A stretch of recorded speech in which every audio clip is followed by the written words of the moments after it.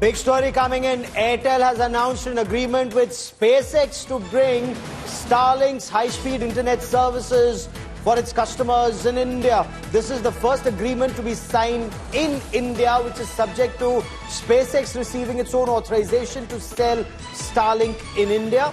Now, this enables Airtel and SpaceX to further explore how Starlink can complement and expand what Airtel is offering, and how Airtel's expertise in the Indian market complements SpaceX's direct offerings to consumers and businesses. That's the information that's coming in. Cyrus, editor, Emerging Technology, IndiaToday.in, joins me for more on this. Cyrus, okay, I'll come to Cyrus in just a moment. Chetan Bhutani joins me on the broadcast. How do we look at this development of Starlink coming to India along with Airtel?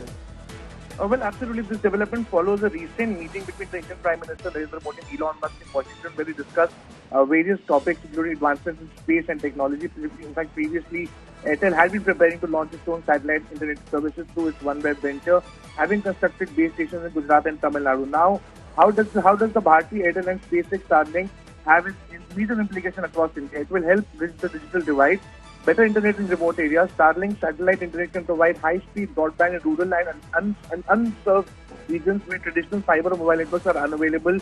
This can also help educational institutions, telemedicine services, and small businesses thrive in isolated areas. And also, interestingly, this move would further intensify competition, especially against Reliance Jio satellite venture, which is called Jio Space Fiber, and Airtel's existing OneWeb project. Also, it's very important to note that satellite internet could offer an alternative to fiber-based broadband and mobile data, particularly for the enterprise users. And lastly, with SpaceX being a US-based company, the government may have to impose certain regulations on data handling and network operations, and of course, that is subject to the regulatory approval that Starlink will have to get in partnership with Airtel. Okay, Cyrus now joins us on the broadcast. Cyrus, so in far-flung areas, this would come as a major boon for those who are seeking internet connectivity.